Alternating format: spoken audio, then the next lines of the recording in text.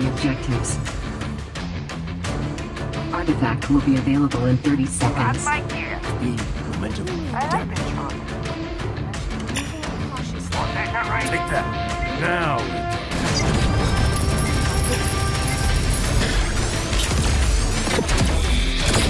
Artifact deployed.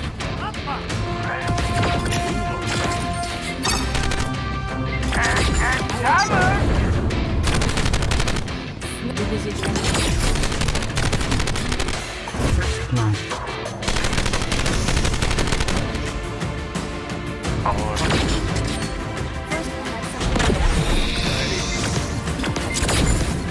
I got on that.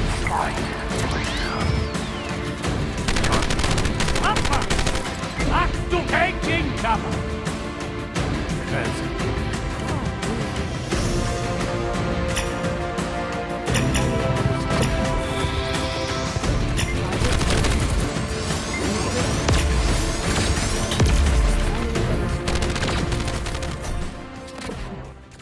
Hey, what's going on YouTube? Too Sketchy coming at you. As what you just saw was a little gameplay video of a game currently in development by Shadow Master called Foresight. Now, this is a game, again, in alpha development, really early, so a lot of it, the things you saw are going to be changed and aren't set in stone. However, what I really wanted to talk about was another game that they're working on in parallel to that. I don't know how they're doing this, or they're merging the two together, but RTS Arena, or Project RTS Arena, that's what they're calling it so far, is a hybrid of RTS and Moba. Now, I've always said this, the reason Dawn of War 3, because obviously there's a lot of similarities, MOBA-ish RTS, the reason Dawn of War 3 failed so miserably and was not received well by the Dawn of War community and everyone else was because it had the 40k Dawn of War title slapped onto it, and that drove it down because it was not up to par with how Dawn of War games are played from the past. Dawn of War 3 as a game, just fundamentally speaking, mechanically speaking, as a game is great. It's a good time, it's action packed, there's a lot going on, it's fun, it's a good experience. However, what people were expecting was the reincarnation to its previous ancestors, essentially, and that did not happen, and a lot of people got upset. With that out of the way, right, we're not going to get into that. What if you took these mechanics, what if you took everything out of Dawn of War, everything that's good about it, and instead of putting or dragging along the 40k fans and all the Dawn of War fans and all that hoopla, what if you just made its own game? Hi, I'm RTS Arena. How you doing?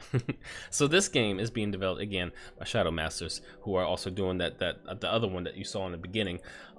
It is a combination of RTS gameplay and MOBA elements. They're calling it, again, Project Arena, but it offers a great amount of PvP single player aspects, and they're gonna do a PvE campaign, which, you know, it's not just multiplayer focused, which will be pretty cool to see. Again, this is super early in development. They're combining the best two elements of these two genres. So no more RTS build-up phases. You're gonna just be able to jump right in. They're estimating that a game will last around 10 to 20 minutes or so. So don't expect any base building or anything like that. It's more about managing, I guess, your heroes and whatever units you get in there as well. You're gonna be able to build an ultimate squad. That's what they're calling them, squads, because you're gonna have multiple heroes and you can customize them, which is pretty cool, and use special tactics. And here we have call for transport, gain a tactical advantage, also being able to use cover and elevation, which is a huge thing. I wonder how they're gonna utilize the cover part, but when we scroll down, right, so you're gonna see a lot of things here in terms of development. But here are some of the heroes, I guess you can say, that you're going to be able to recruit to put them into your squad. If you want to sign up, by the way, you can go ahead and do those. You can just sign up and put your squad name or whatever, and maybe get access to the alpha, which they're planning on releasing in February in 2020. So if you want to partake, links, all that stuff is going to be down below. Go ahead and sign up. Anyways, I wanted to showcase this right here, which is playing the game RTS Arena, and the map for some reason immediately drew me to Dawn of War because it kind of has a similar vibe So let's talk about the basics here. Use RTS style controls for selecting and grouping units, issuing move and attack orders, pretty basic RTS stuff.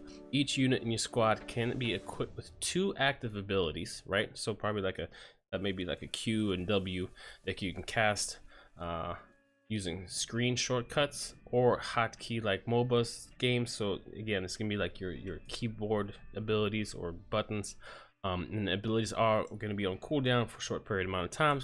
The basics, obviously. If you've played an RTS game or even a MOBA game, that's going to be super basics, and that is a basic. And moving on, we have strategies and tactics. So to use cover to reduce incoming damage or even dodge skill shots, you know, pathing to the side or whatever. Units can be on elevated positions, gain vision and attack bonuses. That's pretty cool. Not something you see very often. You can call transport to quickly deploy your squads to reveal zones on the map or retreat to your base. Capturing strategic points grants you extra vision, so I'm guessing it's kind of like a resource node in Dawn of War when you just capture it and you kind of expand your vision right there. Protection from firepower, search and pick up power-ups. That's pretty cool. Kind of have this in Iron Harvest where you pick up a crate and you change your unit. However, here you probably get like little power-ups like a DPS boost or movement speed buff. I enjoy seeing that. And powerful ones abilities that turn the tide. So powerful one-use abilities. Okay, so that'll be like ultimates and whatnot. And then winning the game. To win the game, you have to fulfill a map victory condition, capture relics or escort a payload, etc. So it looks like each time you play a game, whether you're on one map or another map, each map has their own unique objective, which is cool because while you play other games, you're usually just like, let's play on this map because it's 2v2. There's no ifs or buts about it. The only thing different are is the layout or the geometry of it, how it looks, how it feels, and that's about it. Where the objectives lie, that's usually pretty different, but that's about it. Go get the victory points and you win the game. Hoopla, unless you're playing Annihilation. But here, it looks like they're actually changing how the modes are being played based on what map you're playing, which I enjoy seeing that. There's a time limit on that. So let's say the game is 10 minutes. That's it. Whoever does the best in within 10 minutes, boom, you're done. I think that the short amount of time is not going to attract people that like long RTS games. For example, like base building and Dawn of War 1 or Ultimate Apocalypse mod, how you pretty much just sit there and just hoard this massive amount of armies. I don't think this game is going to be for those kind of people. This is more for the action, twitchy, kind of fast-paced, MOBA-ish, skill-based shooter. Not really shooter, but you know what I mean? This fast reaction time kind of guys, which will be really fun to see and cast being played out. But it's not going to be for everyone. The average map, yeah, there you go. Average match lasts about 10 minutes with a sudden death time for a tiebreaker. That's pretty cool to see. And then we have a professional StarCraft Brood War and StarCraft 2 player who's on the supporting end of this game, named Alexei Whiterock Krupnik, who I don't really know much about him. So if you are a StarCraft player out there, like, oh yeah, see this guy with the beard, with the goatee, I know him. He says a few things about this, and I think it's a really good idea for developers to go out of the way and reach out to people like this. Iron Harvest did the same thing with Helping Hans, who was a Company of Heroes champion at some point, who won like a championship, and he was able to give them feedback early in the process. And this, seeing that they're reaching out to, you know, a pro player, and now see, you can also tell that who are they targeting, you know, StarCraft 2 player, giving them feedback, which is pretty cool to see. And hopefully he's going to be able to guide them in the right direction of what should be done, what works and what doesn't work. All right, so what I wanted to show, besides, you know, just the game itself and show you, introduce you to this, is some of this dev diary stuff, as we've been doing this for Iron Harvest for quite some time. It is a very pretty game in terms of just how they're approaching it with their design team. We have some mood boards here, which, I mean, just looking at these things, it looks good. It kind of reminds me of Destiny, to be honest. You know, kind of futuristic. It's unique, but yet sort of sci-fi-ish. I like that the heroes are distinguishable. You can definitely tell who's who. You know, there's a good contrast between colors. You're not getting confused. I wonder if this is an objective or some sort of relic point or whatnot.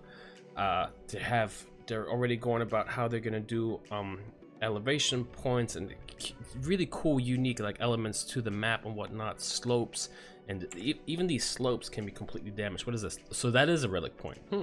I guess right. So relic points are going to be there to scale of a human character or whatnot. Even the hero standing right here. Really cool detail to like the leaves and the red filigree. Top view with emissive. So it's just going to be like glowing stuff once you captured it. Here's a look at, I wonder what, I don't know what program this is, Unity or Unreal, I don't know what they're developing it on, but nice little map layout here. This is more realistic renders of it all. It's still work in progress, but obviously it looks pretty damn cool. I can already tell that there's going to be a lot of like ups and downs and tactical placements where you're going to be placing your units, tactical advantages and whatnot. That's always really cool to see. More renditions of, you know, filigree and whatnot. Really cool design of this map. Here's more realistic aspect of it. So right off the bat, you can tell that this guy is some sort of sniper. He must have, I don't know, a shield of some sort. There's the enemy who has a cool icon on him. Maybe he's a close range shotgunner. This guy looks like a machine gunner as he has like a bunch of ammo bullets next to him. Again, I really like how this is looking. It looks really pretty. These renders look good, and I'm pretty excited for this kind of stuff. So this is the introduction page to Project Arena. This came out around September. Not the game, but the dev blog itself, and it's kind of just going more into detail of how they're trying to reinvent the RTS genre by combining the Moba elements. They're looking to do 1v1s, 2v2s, as well as single player PvE, which will be pretty good.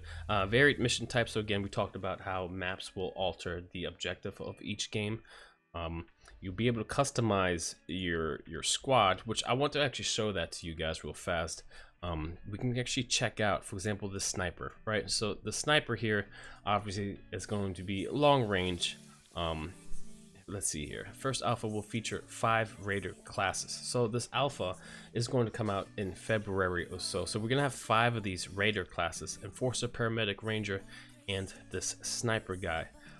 Not much is shown obviously, but we can just see some pictures of you know, their concepts and whatnot. But sniper is probably going to be a long range DPS. And now the cool thing is being able to combine these units. Let's say I want, you know, a sniper, ranger, and a paramedic, or I want a sniper, paramedic, and an enforcer, and I'm pretty sure a lot more are going to come out. So here is a little article about the raiders themselves, how they, you know, went about stylizing them and concepts and whatnot. They use references of really big army guys. Here's their I guess their body shape and mesomorphic. So yeah, that's their development cycle of how they went through their body types. I really like their silhouettes. They're distinguishable, they're unique looking, and the final design looks absolutely amazing. So this sniper, ranger, enforcer, paramedic, and there's another guy who is actually not on that spotlight list, who looks like some sort of engineer. And yeah, I mean, this is really exciting stuff, and it's really cool to see that people and development teams are actually working on not reinventing and changing the RTS genre completely, but taking a stab at, you know, doing something different, doing something new. Again, as I mentioned in the beginning, that Dawn of War 3 failed just because it had that license, that Games Workshop license on it, and a lot of people just didn't like that. Here we have a ranger. His rendition of it, obviously the gun is still work in progress because it has that single color on it, but the ranger looks really cool. I love all that padding that they put on it. Lots of little detail. I can see that, you know, you're gonna be able to change the colors most likely, and monetization is gonna come out, and that's gonna be cool. AoE damage dealer, disrupting ranger is effective against groups of enemies that are moving in tight formations, so don't want to clump them up. Probably have like a grenade launcher, as you can tell, little tube, noob tube there. He's good for scouting and reconnaissance. Anyways, I just wanted to get this out to you guys so you can check it out, so you can get familiar with it, because you better believe that I will be playing this game the second I get access to this. If you want to, you know, help them out, go ahead and sign up for that, as they do want you for the alpha testing. You can subscribe to their newsletter and put in your email right here. There you go. And yeah, this is going to be RTS Arena. I don't know if they're going to name it this for good, but I'm pretty excited for this. This will be fun to see how they turn this around and give us something new to play with. Anyways, I'm too sketchy, and I'm out. Peace. Too sketchy.